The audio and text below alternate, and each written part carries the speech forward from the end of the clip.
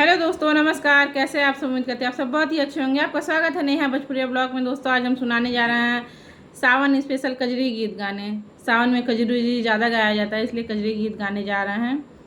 कैसा लगेगा कमेंट करके ज़रूर बताइएगा।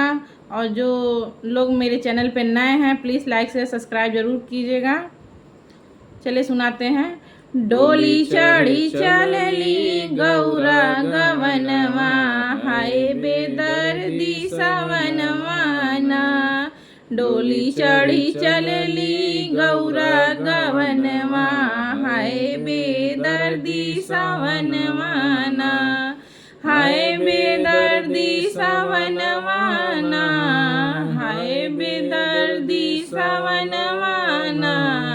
डोली चढ़ी चलली गौरा गवनवा, हाय सिंधी गवनवा ना। बाबा के रोले भीगे सिर पगिया, बाबा के रोले भीगे सिर पगिया। मैया के रोले भीगे चुनरिया, दर्दी सवनवा ना। मैया के रोले भीगे चुनरिया, हाय बेदर्दी सवनवा ना। डोली चढ़ी चलली गौरा गवनवा, हाय बेदर्दी सवनवा ना। डोलिया पकड़ी के रोवे बीरन भैया, डोलिया पकड़ी के रोवे बीरन भैया। आज मोरी गौरा भैली सपनवा, हाय बेदर्दी सवनवा ना।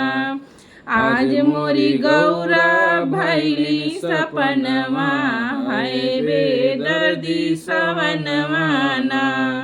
डोली चढ़ी चलली गौरा गवनवा, हाय बेदर्दी सवनवा ना। बाबा जी दिहले धन सोनवा, बाबा जी दिहले धन सोनवा।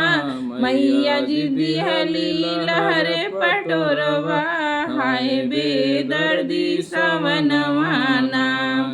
मैया जी दिहली लहरे पटोरवा, हाय बेदर्दी सवनवा ना। डोली चढ़ी चलली गौरा गवनवा, हाय बेदर्दी सवनवा ना। डोली चढ़ी चलली गौरा गवनवा, हाय बेदर्दी सवनवा ना।